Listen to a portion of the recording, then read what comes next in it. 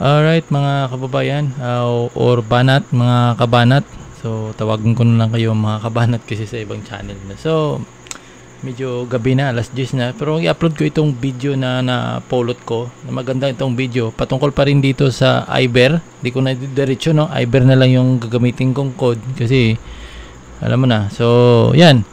At napakaganda itong ginawa nila ni Congressman Marcolita at Congressman Mike Defensor. Kasama na naman si Iggy Agbayani. Pero hindi ko sa pinasok sa sa video nito dahil alam ko sa lahat ng video yung in-upload ko nakasama siya, na disgrasya. Kaya parang galit na galit ata yung YouTube sa mukha ni Doc Iggy. So ito na lang yung kay Congressman Marcolita, Congressman Mike Defensor. Napakaganda kasi itong ilang nila. Alam niyo kung anong gusto mangyari ng dalawang ito. Nag-file sila ng kaso sa Korte Suprema, Supreme Court. Nag-file sila ng kaso sa Supreme Court. Siguro ko laban dito sa Como Contra dito sa Iber na parang hinihingi nila na payagan na gamitin ng bansa yung Iber na yan para makatulong sa mga kababayan. Kasi lalo na ngayon itong Delta variant ay nandito na sa bansa natin. So expected kasi nila daw baka by September yan ay mananalasa na daw dito sa ating bansa. So yan ang sinasabi niya ni Congressman Marcolita at Congressman Mike Defensor. Kaya ngayon pinipilit nila ito at nagsampa na sila ng kaso. Siguro laban dito sa mga grupo na pumipigil dito sa Ivermectin. Diretso ko. Iber. So, talaga diretso ko. So, yan. Pero Iber lang gagamitin ko. Makakalungkot lang dahil yan na itong nasa gobyerno, FDA at saka DOH ay wala nang ginawa. Talagang pinipigilan niya ngayon. Talagang dalawa nito. Sana naman ay isang ayunan sila ng Supreme Court, no? Dahil pang yung gamot na gagamitin nila ay para yan sa lahat, hindi yung para sa isang tao, para makatulong at makikita natin. So nirecord ko lang yung video na ito at inedit ko na rin para tinanggal ko yung mga word ng Iber pinalitan ko, parang nakano lang. So panoorin niyo ito mga kabanat para pa-share at bago tayo magpatuloy pa-subscribe muna sa ating channel. At pa-share na rin sa mga group nyo sa Facebook para makita nila yung video na ito.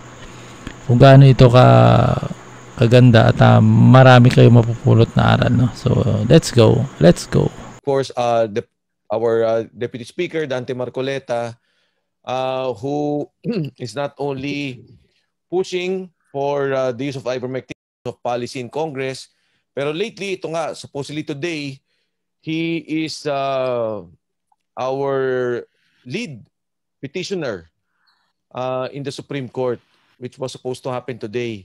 So we have here members of the media. Ginawa po namin to kasi nga nagkaroon ng suspension today.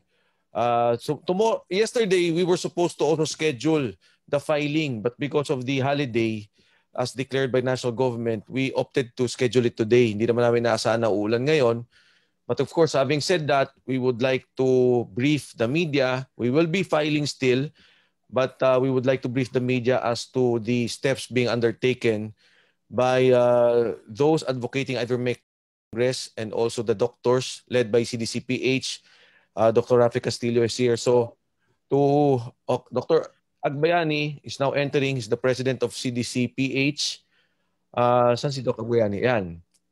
So Dr. Agbayani is also here with us.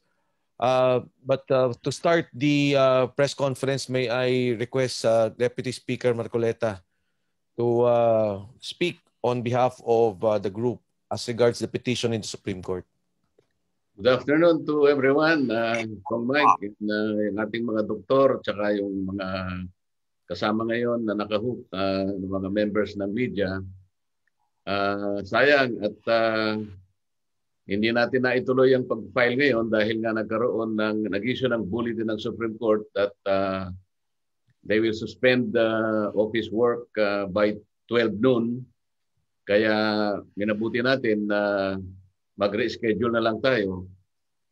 Pero kahit na masyadong malakas ang ulan, maaaring binaha yung mga ibang lugar. Sabi nga namin ni Doc Rafi kanina, come hell or high water, hindi naman pwedeng pigilan ito. sapagkat sa tingin ko ay magiging landmark case ito. Dito natin matetest ang mettle siguro ng Supreme Court. Kung paano nila bibigyan ng puwang yung pangkahalatang kahilingan ng napakaraming mamamayan na ipagamit ang isang gamot na pinatotohanan ng napakaraming eksperto sa buong daigdig. At ang medyo kumokontra lamang at hindi naman kayang kontrahin ay yung ating mga local experts. Siguro dito makikita ang courage.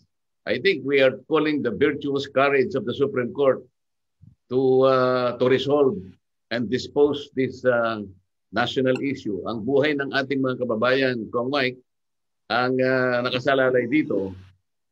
Kaya siguro, kung umulan man, palagay ko, tanggapin natin ito ay pagsubok sa ating not only I think the rectitude, but I think the fortitude of all the petitioners and all the people supporting this cause, Kong Mike. And I'm happy that we're able to have this Zoom para lamang may plano natin kung kailan natin ito i-release. Doc Iggy, una sa lahat, yung move to file a case in the Supreme Court, nag-discuss kami nila Deputy Speaker Marcoleta and our doctors involved that it's about time that we really file a case in the Supreme Court. Why? Because ang fear ho namin, papasok na yung Delta variant. And it's happening all over the world. It's not only in the Philippines. Sa USO, the last discussion I had with Dr. Baron, 50% ng cases na daw, Delta variant. But I think now it is even higher. In Israel, na nagkaroon ng surge, it's now also the Delta variant. Singapore and the UK recently talagang open na. Let it be. Kung ano yung mangyari doon sa kanilang situation in terms of health, of course, balancing the economy. And nakita ho namin na it's about time na mag-file na talaga. And so I thank Deputy Speaker Marcoleta for leading the case to be filed in the Supreme Court. So ang case of Bali, ang gusto namin, talagang magkaroon na ng distribution ng ivermectin to allow everyone to have access para sila makainom ng ivermectin and to ensure that we all have exposure. I mean, magkakaroon po ng access ang lahat. Kasi yung nangyari doon, sinasabi nila, sige, payagan namin yung doktor magkaroon ng prescription. Alam niyo, just to have the prescription is about 500 pesos. Of course, the doctors here will do it for free. Sila Doc Iggy, Doc Castillo, and the others. Pero yung iba ho, walang ganun. So mas mahal pa talaga yung prescription to the actual drug, which is ivermectin. Napansin po namin sa maraming lugar, mapapansin mo yung mga may internet, no, yung may mga kaya, yung mga nagbabasa, nagre-research, sila po yung talaga naghahanap at uminom ng ivermectin. But for the poorest of the poor, wala ho eh. Except now, siguro sa Quezon City, nakikita nila umiikot, nakikita nila yung effect, maraming gumagaling. So umihingi na po sila. Pero yung access to knowing what ivermectin is all about, wala pong ganon. Thirdly, pagka hindi ho nila pinayagan yung ivermectin as it is now, hindi pwede mag-budget ang isang local government unit. Na let's say, gumawa siya ng budget at i-assign yung mga doktor para magpainom ang mga tao ng ivermectin. So it limits the distribution even of the local governments, given that the stand now of the national, of the Department of Health, is that it is not recommended. Kaya ito po yung nagtulak sa amin na itulak na itong pag-i-impose, no, na talagang magkaroon ng distribution ng national government. And accordingly, sa projections na ni Doc Rafi, sinasabi niya by late August or first week of September, baka talagang makita natin yung pagdami ng Delta cases. At yan yung nangyari sa India na talagang maraming namatay in 24 to 48 hours na yung tao. At ito po yung ayaw namin. Gusto namin merong panlaban yung ating mga kababayan, lalo na yung mga mahihirap. And doon na po ako papasok sa aktual na gumagamit.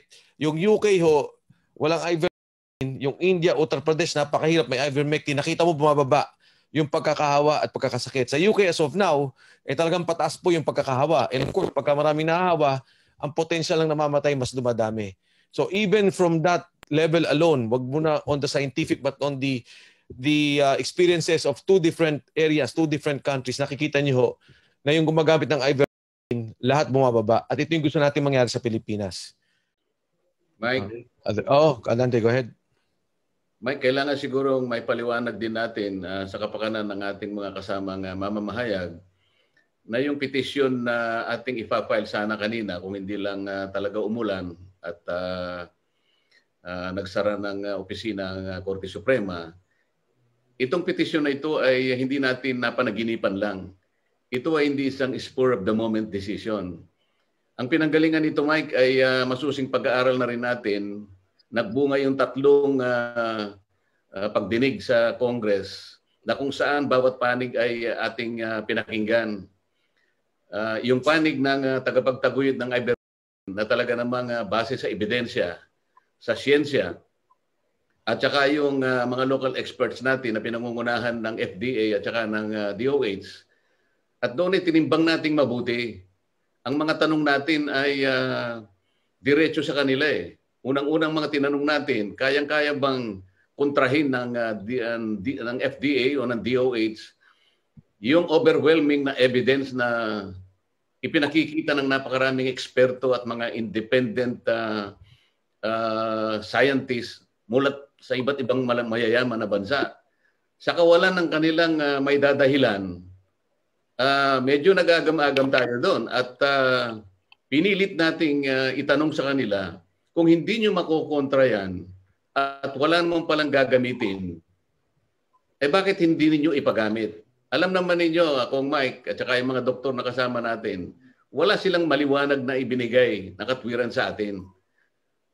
Kaya napilitan tayong mag-file ng petition sapagkat sang-ayon sa ating mga batas, yung ating rules of court, pinapayagan ang isang tao, katulad natin, advocates, mga proponents, na kapag ang isang, halimbawa, isang tribunal, isang corporation, board, isang opisyal o isang tao na ayaw niyang gawin ang isang bagay na nakatalaga sa kanyang opisina na dapat niyang gawin, ay pinapayagan ito na gumawa ng remedyo, magsampa ng kaukulang asunto para ngayon manduhan, ikumpel ang isang opisina, ang isang tao, yung isang opisyal na gawin ang tungkulin na itinalaga ng batas na proceeding from his own office. Ito yung pinaka-sense ng ating petisyon.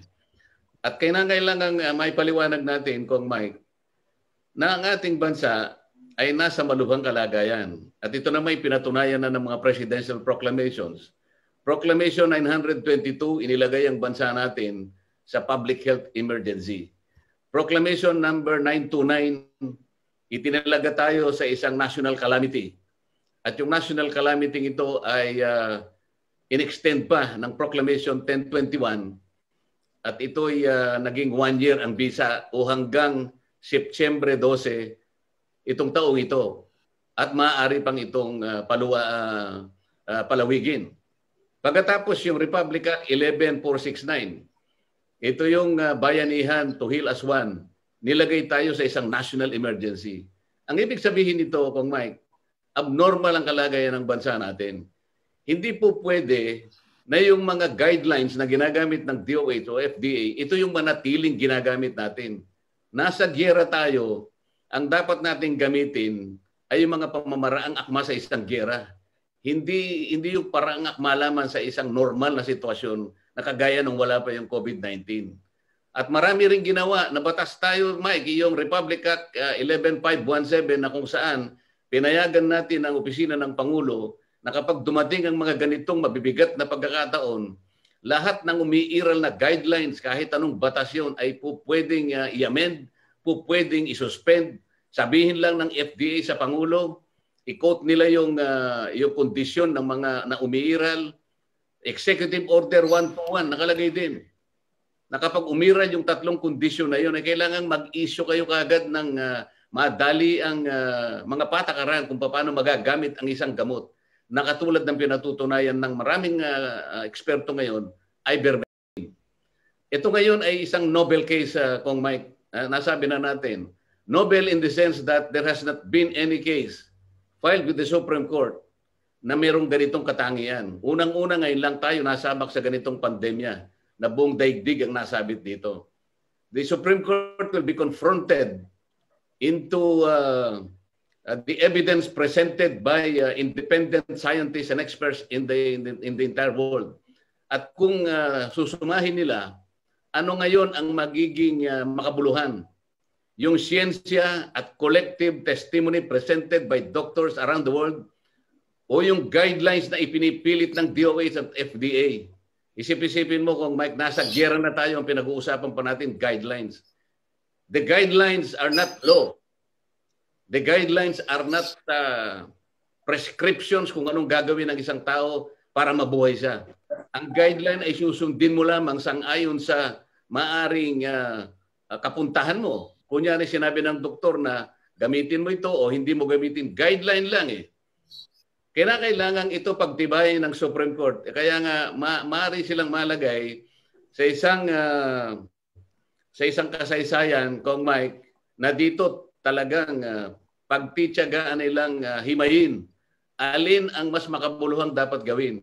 Yung siyensya na pinipresent ng napakaraming doktor sa buong daigdig o yung pinipilit na guidelines ng ating DOH na ngayon ay hindi mo magagamit. Bibigyan ko kayo ng isang halimbawa. Doon sa living guidelines, Kong Mike, at ito'y mababasa na rin ng ating mga kasama sa media, sa tanong na sa treatment, intervention ng kanilang guidelines, basahin ninyo because the Philippine COVID-19 Living Guidelines is an interactive document. Doon nyo makikita ang mga tanong. Halimbawa, merong tanong doon sa treatment. Should ivermectin be used as a treatment of COVID-19?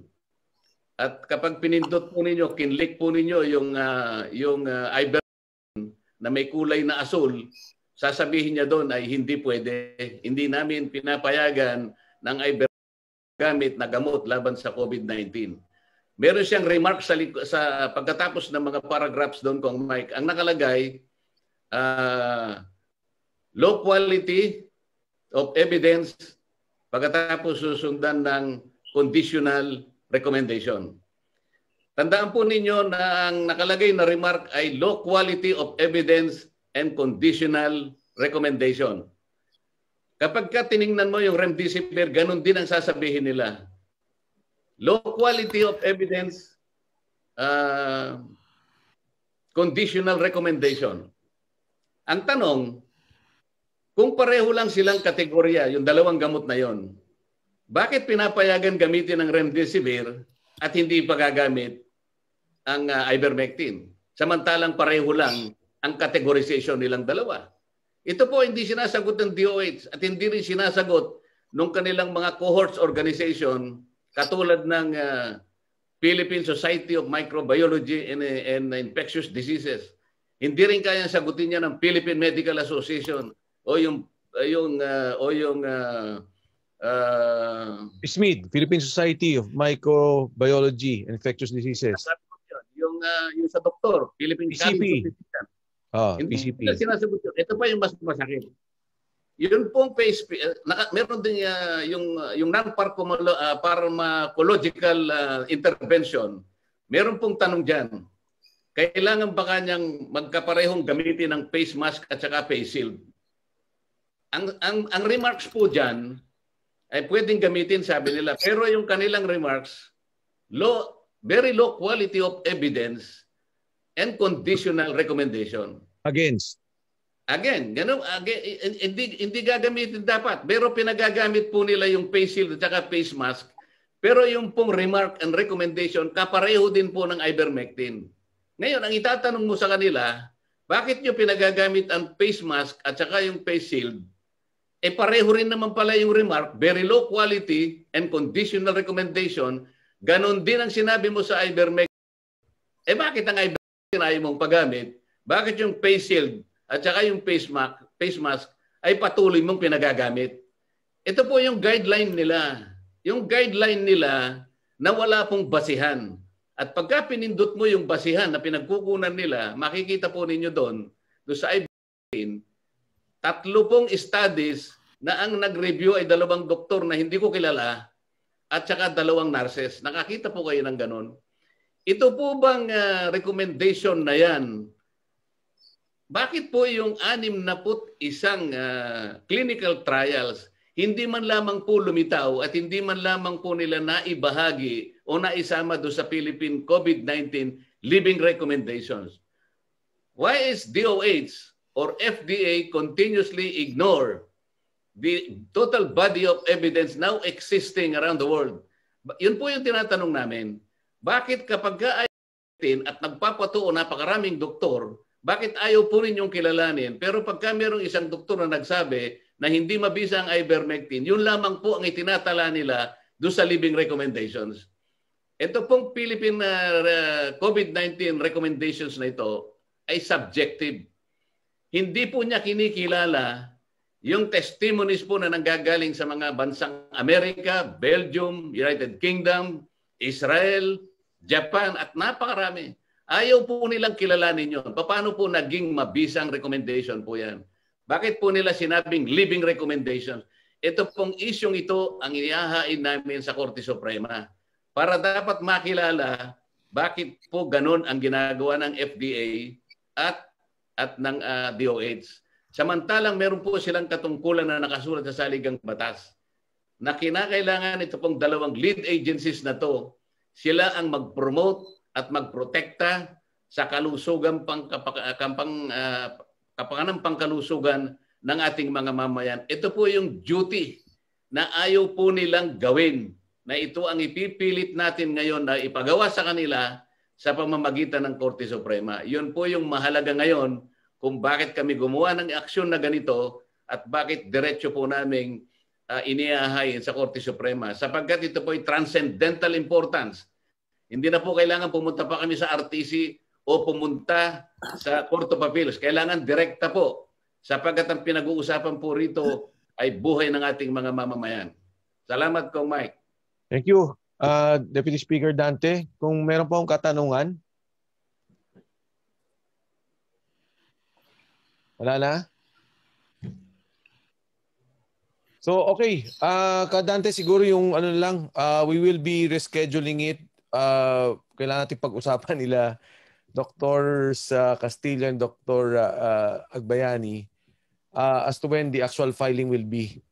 Pero as of now, yung dalawa, kapag tumila ang ulan, pwede na tayo bukas. Kaya lang, ang mga doktor natin, alam mo naman, napakaraming pasyente niyan. Hindi natin basta-basta sila mahihila para samahan tayo. Tama. Dapat scheduled nga ngayon. But tama po kami. Basta may ilan lang naman ang pasyente namin sa clinic, pero ito para sa buong Pilipinas to. Kaya dapat sumama kami. Sige.